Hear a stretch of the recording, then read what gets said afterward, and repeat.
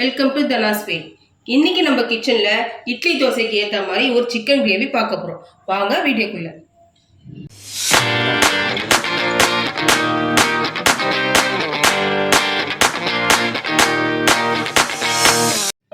கடாய் காஞ்சிடுச்சு. சிக்கன் கிரேவிக்கு தேவையான எண்ணெய் ஊற்றிக்கலாம். 2 டேபிள் ஸ்பூன் ஆயில் ஊற்றிருக்கேன்.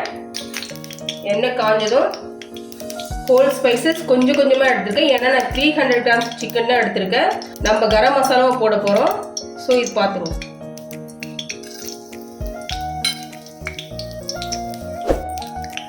ஒரு பெரிய வெங்காயம் போட்டுக்கிறேன்.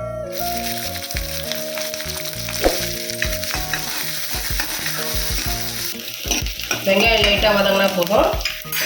ஒரு சின்ன பச்சை மிளகாய், ஒரு கொத்து கருவேப்பிலை, ஒரு பழுத்த ஒரு தக்காளி,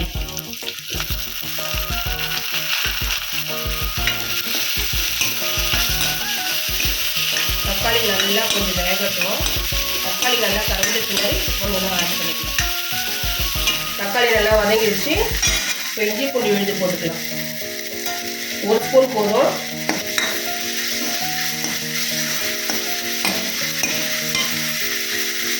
இஞ்சி பூண்டு லைட்டாக வதங்கிடுச்சு. இப்போ ஸ்பைசஸ்லாம் போட்டுக்கலாம். நான் என்ன ஸ்பைசஸ் எடுத்திருக்கேன்னா, 1 டேபிள் ஸ்பூன் தனியாத்தூள், 1 ஸ்பூன் பெப்பர் தூள், 1 ஸ்பூன் ஜீரகத்தூள், 1 ஸ்பூன் கரம் மசாலா, 1 ஸ்பூன் மிளகாய் தூள், 1 ஸ்பூன் மஞ்சள் தூள். 300 கிராம்ஸ் சிக்கன் எடுத்துருக்கேன். அதுக்குண்டான மசாலா இப்போ போட்டுக்கலாம்.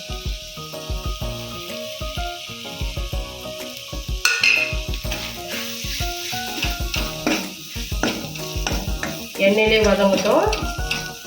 லைட்டாக வதங்கினா போதும். இப்போ சிக்கன் போட்டுக்கலாம்.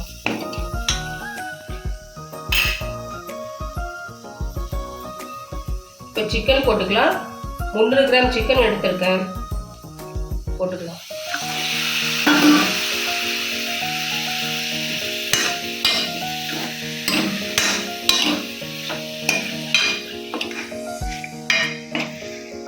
மசாலா நல்லா வதங்கிடுச்சு.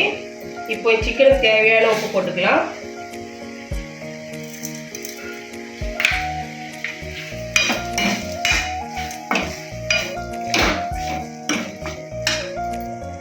ரெண்டு டேபிள் ஸ்பூன் தயிர் ஊற்றிக்கிறேன்.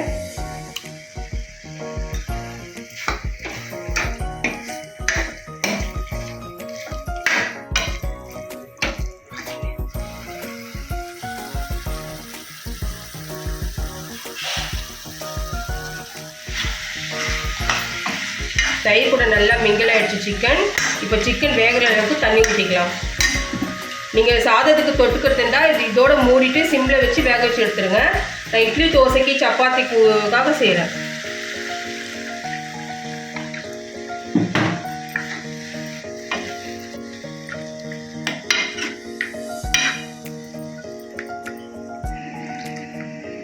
இன்னும் கொஞ்சம் தண்ணி.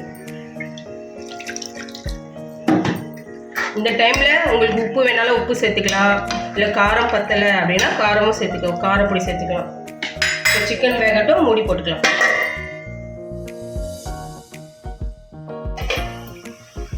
சிக்கன் நல்லா வெந்துடுச்சு. ஊற்றின எண்ணெயும் மேலே மிதங்குது. நம்ம ஸ்டவ் ஆஃப் பண்ணிடலாம். கடைசியாக கொத்தமல்லி போட்டு இறக்கிடலாம். Chicken gravy ready.